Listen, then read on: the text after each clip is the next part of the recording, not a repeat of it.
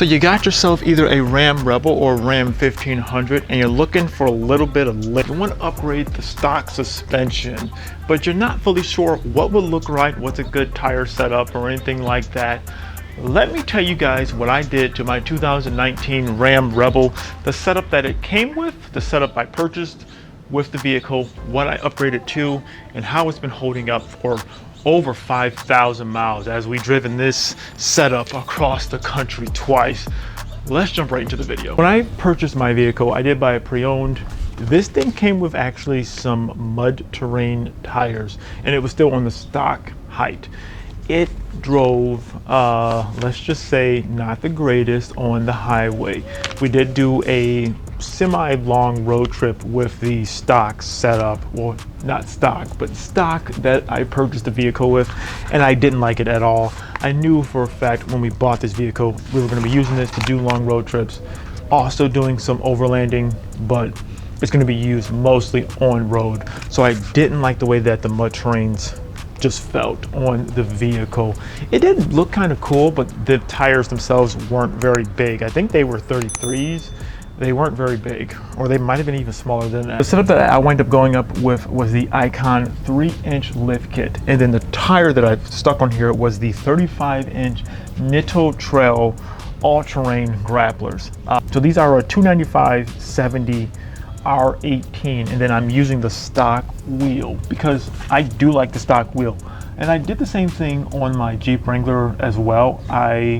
My Jeep Wrangler was a sport, but I did buy a takeoff pair of some Rubicon wheels and tires, and I ran that for a while, and then eventually when I upgraded again, I used the stock wheel. I don't know, something about, like, I kind of like the stock wheel, and it also saved me a lot of money just using the stock wheel. So if you're looking for something to use, it's a good tire. And this is my first time running this tire. I was going to go with the KO2, something I ran on the Jeep Wrangler, and I felt that it worked perfectly on road and off road. I could have had that option. They had a similar size that would have worked. I was thinking to myself, maybe I should try something a little bit different. I went to 4-wheel parts inside the LA area. They have a lot of locations. So that's where I went. My sales rep there, when he was saying like different options, he also said like this was a good option as well. So I said, let me go for it. Let's give it a good try. And honestly, I'm very happy with it. I am very happy with it. We've literally did over 5,000 miles in the span of 2 months, and these things have done great, and this setup has done great. I have no complaints with it, especially on road. To give you guys some quick context of how tall everything is, I'll just go from the wheel.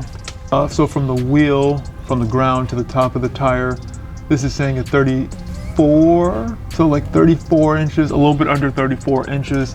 So from here to like the bottom of the well is around 40, just under 42 inches. And then going from the bottom to the hood, let me look, top of the hood is under 5 feet. So it's like, so this is about like 59.5 inches to the top of the hood, I want to say.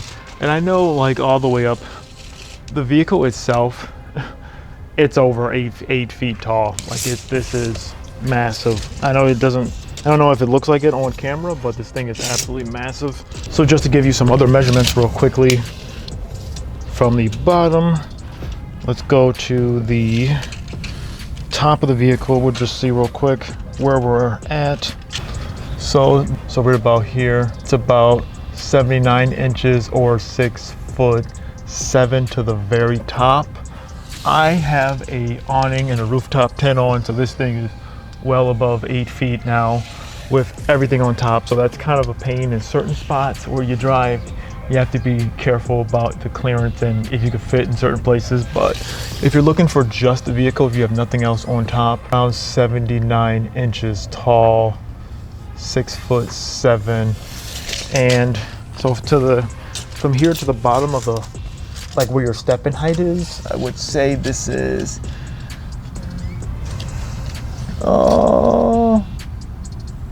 around 20 inches. Actually, no, what am I saying? Nope, this is just under 2 feet to the bottom of the actual door. So just under two feet. So that's a pretty good step up. Luckily, this vehicle did come with some door steps. This is actually the first time I've actually had some on. Even on my Jeep, I didn't even have any on, but it does help, especially with the wife, to get in and out, and like anyone else, it does help out a lot. So this lift kit replaced all the shocks, the spring, and the upper control arms. So it's a pretty much full lift kit. I thought briefly for a moment maybe I can get like a leveling kit, but really to have the best ride off-road and on-road, I chose to get a full lift kit. So just to tell you guys exactly how well this thing drives, I will say honestly, this thing drives so much better than when I first got it. This thing is probably the most comfortable vehicle I have ever had. And I've had normal vehicles, some sports cars and stuff like that, but this thing honestly drives absolutely wonderful. Anytime we go anywhere, we choose to drive this. My wife has a Mustang GT, we also have a Corvette, and we've also had some other cars. So if you're interested in any of that type of content, check out the channel for sure. But anytime we go anywhere, like especially just around town or anything like that, or even just doing anything, we take the truck. This thing is so comfortable. Not only just because of how well it drives on the road, but I really love the fact of how lifted you are, and it doesn't feel like you're going to be like losing control on the highway or anything like that. This thing drives great in comparison to like when we had the Jeep lifted. After we lifted that, it was a struggle on the highway at certain points in time. It just felt way too top heavy and everything like that, which is accustomed to Jeeps. But on here, I think especially because it's so wide and the fact that it's lifted, it still feels very planted. So this thing drives great. Even when we are empty, it drives great. And even when we are fully loaded. If you guys saw our video when we took the road trip back from Buffalo, New York, back to LA, on our way back, we had the entire bed of the truck loaded to the max. With this rooftop tent, me, my wife, my two dogs, this thing was loaded up. I'm not even sure how heavy we were, but that was the heaviest we've ever been, especially driving that long of a road trip. It drove fine, like literally no problems at all. It still felt very comfortable.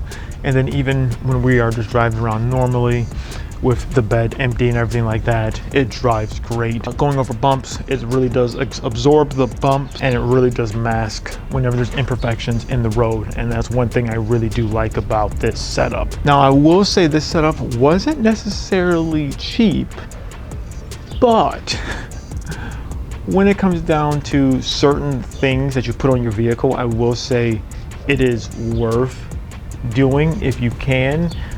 I did think about going a cheaper option with the leveling kit, but really after doing research and looking at it, yeah, it would have been fine, but I knew for a fact I wanted to clear the tires, so full lock to lock clearing. I didn't have to do any trimming, anything at all, which is nice, and I didn't want to have the ride quality suffer.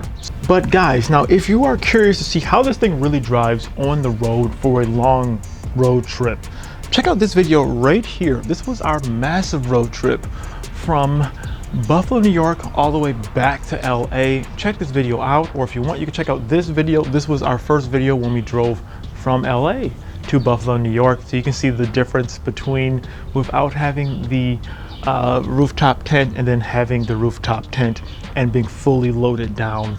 You can check out these videos right here. See you guys in the next one.